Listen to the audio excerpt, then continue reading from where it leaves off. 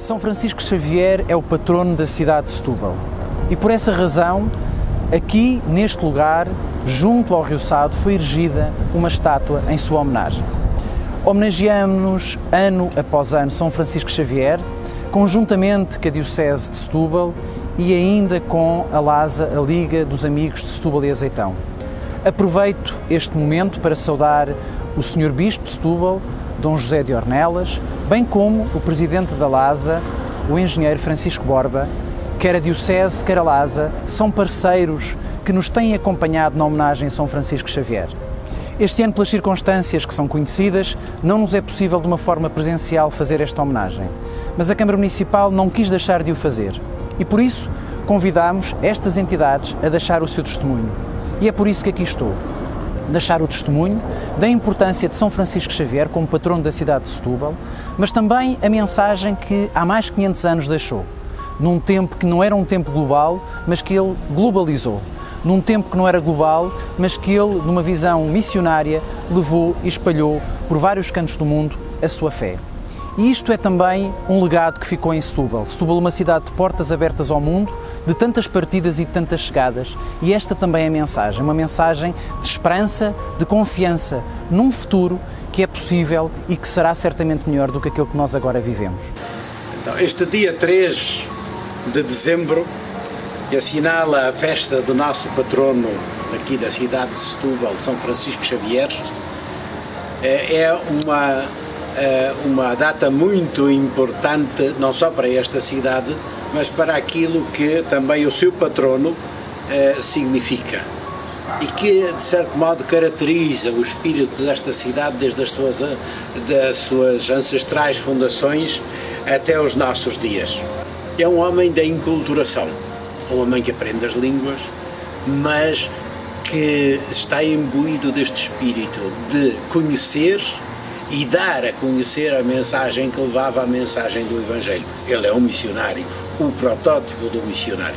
E morre às portas do Japão, depois de ter passado longo tempo na Índia e em Macau, onde tem a igreja que lhe é destinada, mas depois quer ir para o Japão, até os confins do mundo, que é aquilo que ele achava que era o destino do Evangelho a chegar a toda a Terra, e este novo mundo descoberto é um mundo para ser visitado, para ser conhecido, para ser evangelizado. Isto que São Francisco Xavier continua a inspirar-nos, e continua a abençoar-nos e a fazer desta uma cidade virada para o mundo e capaz de colaborar na construção de um mundo mais justo, mais fraterno e mais humano.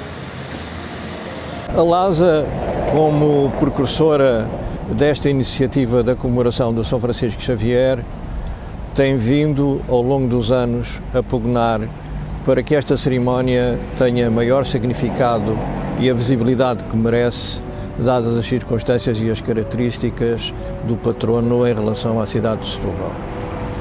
Neste esforço tem vindo a ser acompanhado pela Câmara Municipal de Setúbal, mas também com grande entusiasmo por parte da Diocese, em particular pelo Sr. Bispo de Setúbal, Dom José de Ornelas, a quem eu saúdo com um caloroso, fraterno e amigo abraço. Esta iniciativa este ano de fazer a gravação de um vídeo é muito feliz. Saúdo a Câmara Municipal de Setúbal por ter tomado esta iniciativa, porque para além de se enquadrar neste esforço de dar maior significado e maior divulgação a esta comemoração, vai permitir difundi-la pelos nossos concidadãos e pelos nossos associados de uma forma mais explícita e eloquente, como merece o São Francisco Xavier e como merece a cidade de Setúbal. A seguir, a minha colega Maria Inês Gato de Pinho irá falar com a propriedade que tem do seu conhecimento científico sobre a capela de São Francisco Xavier. Esta capela tem como orado São Francisco Xavier, não tendo sido exatamente uma capela jesuíta neste local. Ela está localizada no que foi o primeiro colégio jesuíta de Setúbal, que foi fundado em 1655. O colégio, originalmente, fixou-se na zona baixa daqui da zona de Palhais, fixou-se atrás da igreja de Santa Maria da Graça e os primeiros padres jesuítas viviam em casas de aluguel. Fizeram ali uma igreja, por volta dos anos de 1656 ela já estava levantada e anos depois, através da venda de propriedades que lhes tinham sido deixadas pelo fundador, conseguiram obter as condições necessárias para começar a erigir o novo colégio. Com os terrenos da cerca adquiridos, os padres começaram a construir o colégio e fizeram-no, de alguma forma, em duas fases. Ou seja, eles viviam no colégio velho, que se situava lá embaixo, e começaram a construir o colégio novo nesta parte mais para cima, virado ao rio, com uma melhor insolação e uma vista que era muito importante no caso dos colégios jesuítas, de forma a que fossem vistos da principal entrada de Setúbal, o Porto. Em 1755, o abalo, que se sentiu grandemente em Lisboa, foi igualmente forte em Setúbal e deixou grande parte dos edifícios em más condições. A igreja dos jesuítas caiu, ficando ilesa apenas a Capela Mor. Os dormitórios dos padres, que ainda viviam na zona do Colégio Velho, caíram sobre a nave da igreja e, relativamente ao resto, não se sabe bem o que aconteceu, mas certamente que todo o avanço que tinha sido feito na construção nova certamente foi afetado. Os padres de imediato encetaram a reconstrução, mas se em 1755 tivemos um terremoto físico, em 59 foi o terremoto humano para a Companhia de Jesus, uma vez que são expulsos de imediato de Portugal e dos seus domínios. Portanto, os padres são fechados aqui no colégio, são vendidas em asta pública todos os bens que eles tinham, arroz, animais, tudo isso, e o edifício passa para o Estado.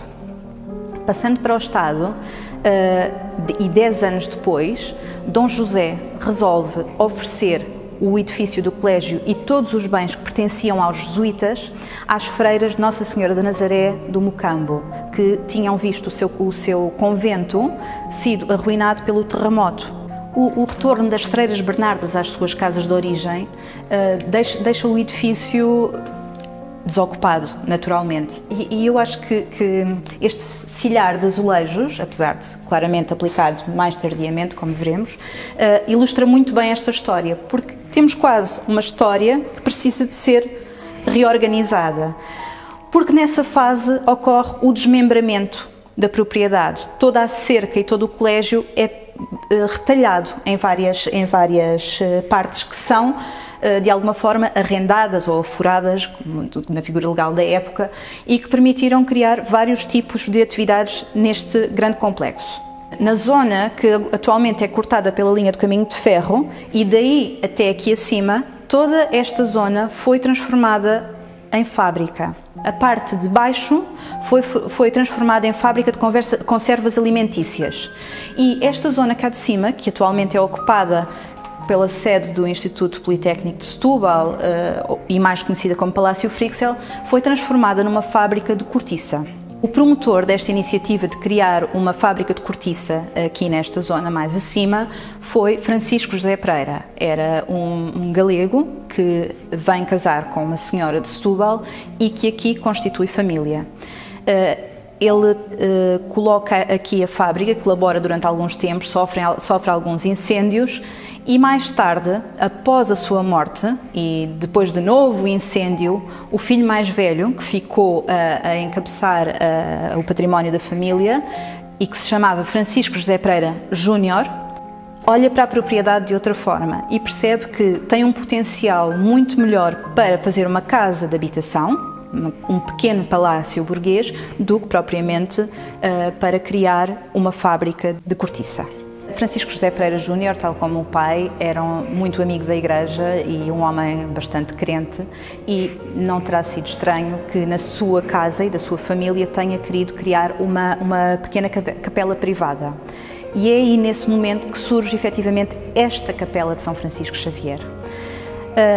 Sabe-se, através dos periódicos da altura, da época, que Francisco José Pereira terá mandado reconstruir uma capela antiga do convento dos jesuítas. Ora, os jesuítas não tinham conventos, mas poderia ser efetivamente uma capela doméstica do colégio ou até mesmo uma capela que as freiras bernardas tenham adaptado pela própria proximidade ao mirante que se acedia por aquela escada que ali vemos atrás.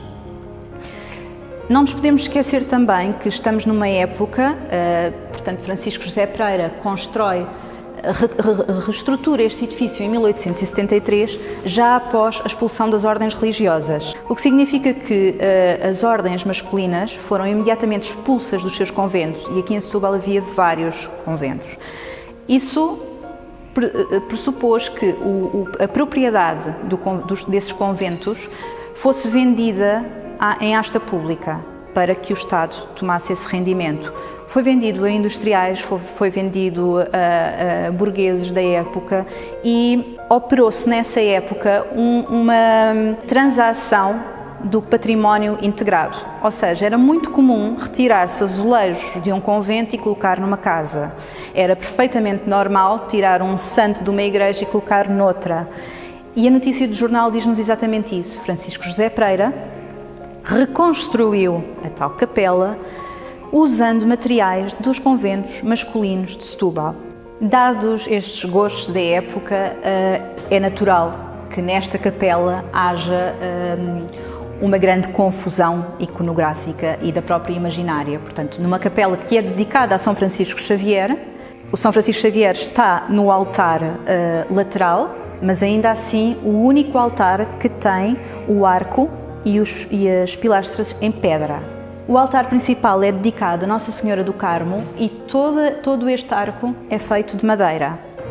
Temos santos franciscanos, aqui nestes dois nichos. No teto temos São Francisco de Assis e nas paredes temos várias imagens da história dos paulistas. Portanto, esta capela, não sendo original do Colégio de São Francisco Xavier, é exatamente o que vai repescar a memória da Companhia de Jesus em Setúbal e do próprio santo, porque apesar de toda esta confusão que aqui está, perpetua-se a memória e o gosto por abrir esta capela todos os dias 3 de dezembro.